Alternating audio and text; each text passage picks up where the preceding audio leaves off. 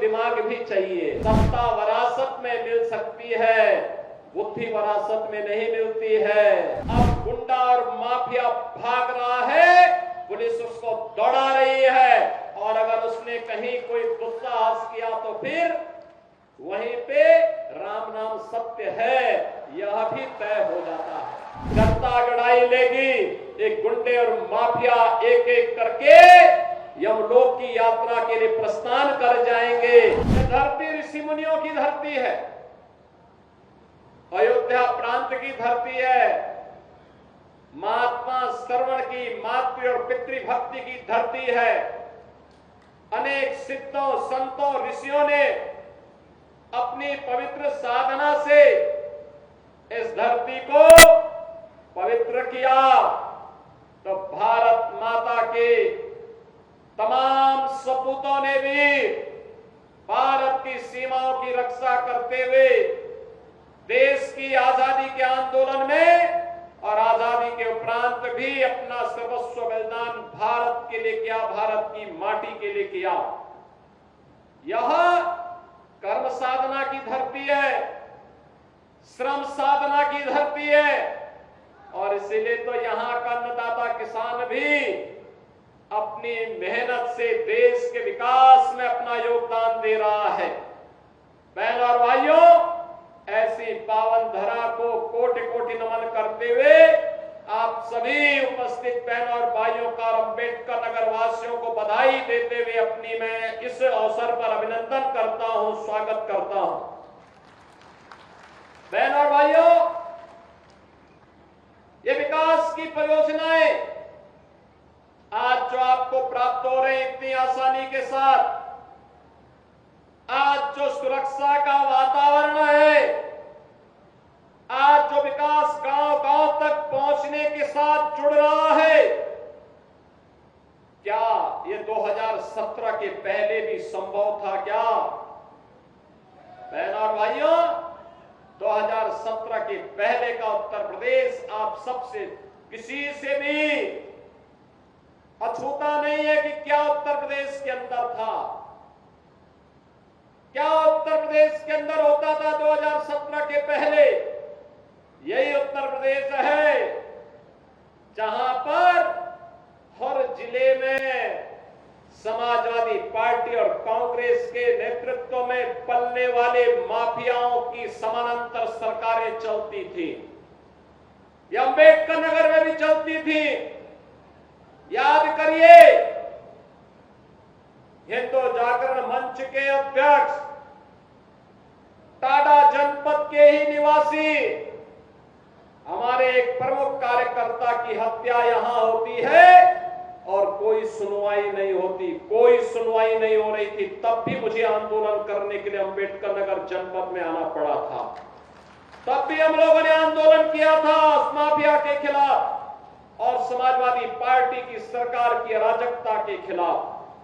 कौन ऐसा जिला था, चाहे वह अम्बेडकर नगर जिला रहा हो, अयोध्या रहा हो, मऊ, आजमगढ़, गाजीपुर, प्रयागराज, प्रतापगढ़, सुल्तानपुर, कोई जिला ऐसा नहीं था जहां पर कोई न कोई बड़ा माफिया समानांतर सरकार चला करके आम जनता की आवाज को दबाता था, गरीबों की आवाज को दबाता था, पिछड़ों की आवाज को दबाता था और दलित वंचित योजनाओं से भी वंचित रहते थे।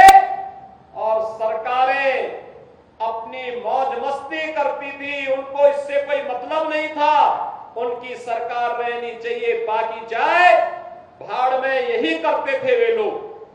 लेकिन 17 के बाद एक एक करके माफिया कहां चले गए ये भी आप सब जान रहे हैं। माफियाओं की छुट्टी हो गई, माफिया मुक्त उत्तर प्रदेश हो गया। जो लोग पर्व और त्योहार में विघ्न बाधा डालते थे, विघ्न बाधा समाप्त हुई। अब पर्व और त्योहार शांतिपूर्ण तरीके से मनाए जा रहे हैं। बेटी और व्यापारी की सुरक्षा पर जो खतरा पैदा करते थे वे सभी गायब हो गए और जो बचे हैं वे भी अपनी अंतिम यात्रा की तैयारी कर रहे होंगे। बहनों और भाइयों, मैं तो क्या आपसे कहने के लिए आया हूं कि रात जलती हुई बेटी के साथ किस प्रकार का व्यवहार होता था और किस प्रकार के वक्तव्य आते थे उस समय के मंत्रियों के, किस प्रकार के बेशर्मी पूर्ण वक्तव्य देते थे समाजवादी पार्टी के नेता। बहनों और भाइयों, ये किसी से छुपा हुआ नहीं है और इसीलिए मैं आज आपसे कहने के लिए आया हूं, एक बेटी तो सबकी बेटी होती है, उस बेटी का सम्मान और उसकी रक्षा पूरे समाज का दायित्व बनता है। लेकिन ये समाजवादी पार्टी इसका महत्व कहां समझ पाएगी। यहां तो गुंडों की भरपूर फौज खड़ी थी, उनको लेकर के लोग चलते थे, उनको अपना शागिर्द मानते थे। जो जितना बड़ा गुंडा और माफिया होता था, समाजवादी पार्टी में उतना बड़ा ओहदा उसको दे दिया जाता था और समाजवादी पार्टी के लोग इसी में गौरव से बोलते थे कि देखिए ये गुंडा हमारा इस जिले को संभालेगा। उनको नहीं पता था कि जनता अगड़ाई लेगी, एक गुंडे और माफिया एक एक करके यमलोक की यात्रा के लिए प्रस्थान कर जाएंगे और जनता जनार्दन के साथ अन्याय का हिसाब चुकता होगा। याद करिए 17 के पहले, याद करिए 17 के पहले पुलिस पहले भागती थी, पीछे पीछे गुंडे दौड़ाते थे। आज 17 के बाद उल्टा हो गया है, अब गुंडा और माफिया भाग रहा है, पुलिस उसको दौड़ा रही है और अगर उसने कहीं कोई दुस्साहस किया तो फिर वहीं पे राम नाम सत्य है यह भी तय हो जाता है। बहनों और भाइयों, सरकार चलाने के लिए जज्बा चाहिए, सरकार चलाने के लिए दिल भी चाहिए और दिमाग भी चाहिए। सत्ता वरासत में मिल सकती है, बुद्धि वरासत में नहीं मिलती है, दिमाग भी वरासत में नहीं मिलता है।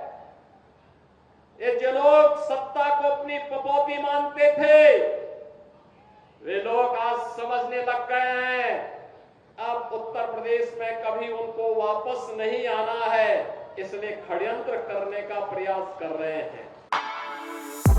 For exclusive and insightful videos, subscribe to our new channel ABP Live Premium.